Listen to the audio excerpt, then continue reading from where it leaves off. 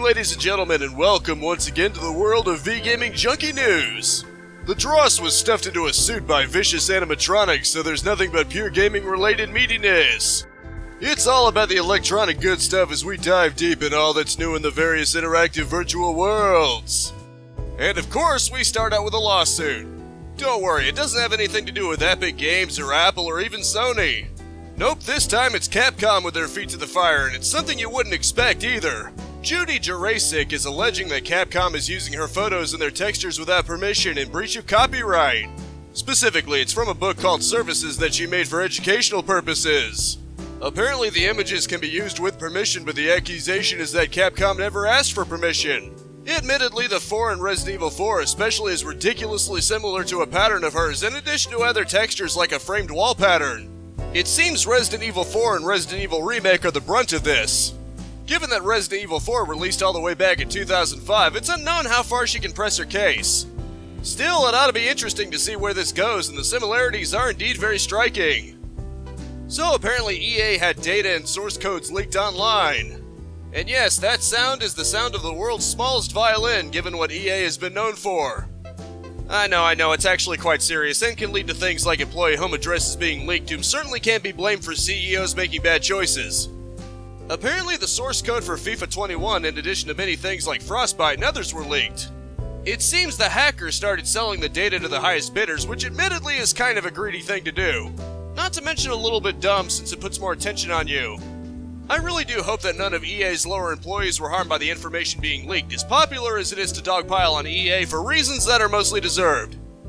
So PlayStation boss Jim Ryan got under hot water some years ago for saying during a Gran Turismo event that the PS1 and PS2 games looked ancient.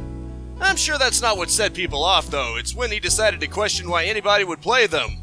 Yikes, talk about a slap in the face to their legacy, even though that apparently wasn't his intent. He should have been more positive. I would have said something to the effect of, these games did look excellent for their time, but we're gonna nuke them out of orbit with this new one. You know, something that doesn't flat out insult fans of the original. Years later, he did finally clarify that he wasn't trying to insult their heritage and that next time he should just keep his mouth shut. Probably a good idea, because a shut mouth is harder to shove a foot into.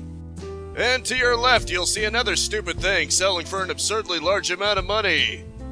I really shouldn't be surprised given what passes for modern art nowadays, but it seems a chicken nugget that happens to look similar to an imposter's tongue attack from Among Us is sold for $100,000. Not gonna lie, I'm pretty envious. I would love to have that kind of cash where I could just casually spend $100 grand on a chicken freaking nugget.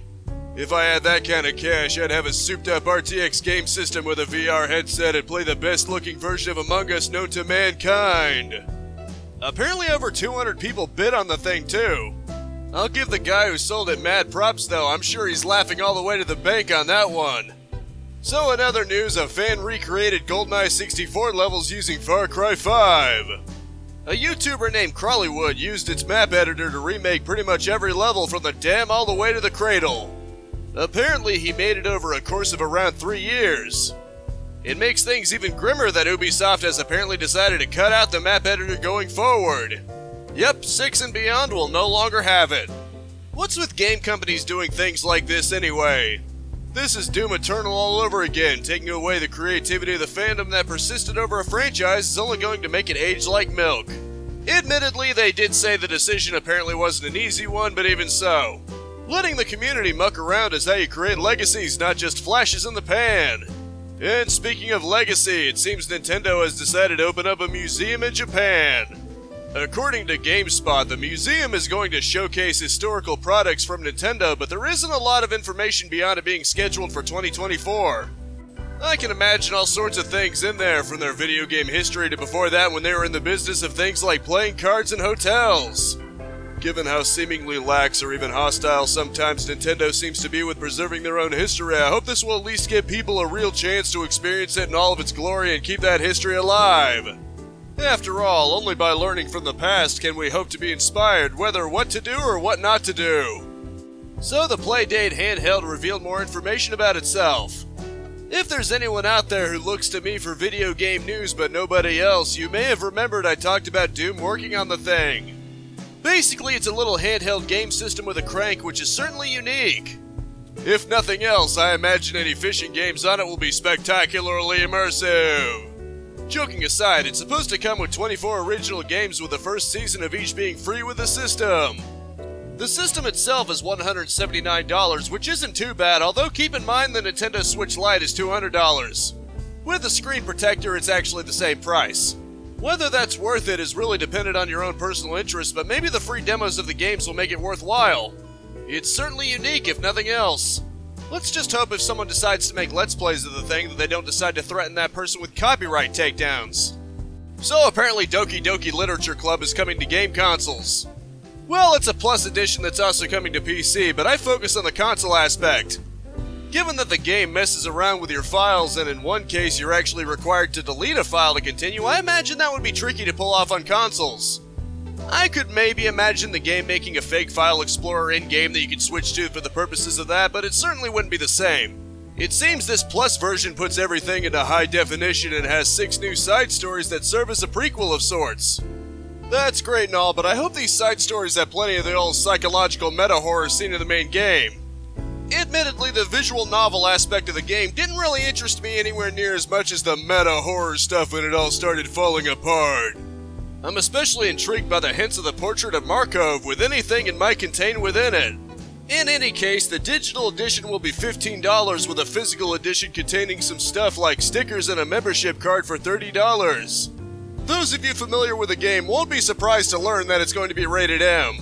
For those of you who aren't, be sure to hang around for the big reveal. I promise you it'll be a cut above the rest and leave your notions deleted. And on the subject of M-rated games, Elden Ring finally got a new gameplay trailer. Ever since the leak, they'd been pretty tight-lipped about it, probably to figure out what caused the leak in the first place. I think it looks pretty spectacular, to be honest. Obviously, it seems to revolve around a mysterious ring, which is honestly giving me a very Lord of the Rings vibe, even though it's being worked on by the writer of Game of Thrones. No word yet on whether a little golem speaking about "my precious" will be involved, but a lot of people are focused on the horses. I noticed it's also quite visually polished. Clearly their time spent remaking Demon's Souls on the PS5 was put to good use. The monster designs look fitting for Soulsborne, and I imagine there'll be plenty of rear pounding when it comes out. As someone who's come to really appreciate Dark Souls 3 and the lore behind it, I look forward to someday getting my hands on this. And as always, from the page of Games Radar, it's time for the latest batch of release dates straight out of the oven. The 17th has Police Simulator, Patrol Officers, and Rogue Book for PC. The 22nd starts out with Ender Lilies, Quietus of the Nights for Switch, and Labyrinth City, Pierre the Maze Detective for PC. This is followed up by Lego Builder's Journey and Super Magbot for PC and Switch. The 23rd has Fallen Knight and Out of Line for PC. Alex Kidd and Miracle World DX for PC, Switch, PlayStation, and Xbox, as well as Legend of Mana for PC, PS4, and Switch, released on the 24th. The 25th starts out with DreamWorks Spirit Lucky's Big Adventure for the old Band of 4 and Mario Golf Super Rush for Switch. This is topped off with Scarlet Nexus for PC, PlayStation, and Xbox, as well as Tony Hawk's Pro Skater 1 and 2 Remake for Switch. This week's epic freebie until next Thursday is Genshin Impact, a game that people have compared to Breath of the Wild. No doubt because of the colorful cartoony style and open world, but you gotta love that price tag. There's actually a second one, and that's Control. I've mostly heard about this one because of Nvidia's AI reconstruction, but I hear it's a pretty good game too. But wait, there's more! Epic is now showing next week's again. Next week until the 17th is Hell is Other Demons, an action platformer with roguelike elements apparently. Still not done, there's a second game next week until the 17th, Overcooked 2. It's obviously the follow-up to Overcooked, the chaotic cooking game. And as always, that rounds out this news week. I hope you enjoyed and were well enough informed. As always, I Let's Play every single day, 10 a.m. and 2 p.m, live stream Mondays and Fridays unless otherwise specified at 4:30 p.m, and I swap between game reviews and game news videos every Sunday at 6 p.m. That's Eastern Standard Time, but you can always subscribe and use strength on that bell icon. It won't help you find Mew, but it's handy if you don't want to worry about keeping track of time zones. A like is always appreciated for those algorithms, but I just hope you genuinely liked it, and that is it for now. Thank you so much for tuning in with me. Spread this video around like the pigment of the dark soul, and I'll see you next time. Capitalize on life, peace out, have a good one, and I'll see you next week.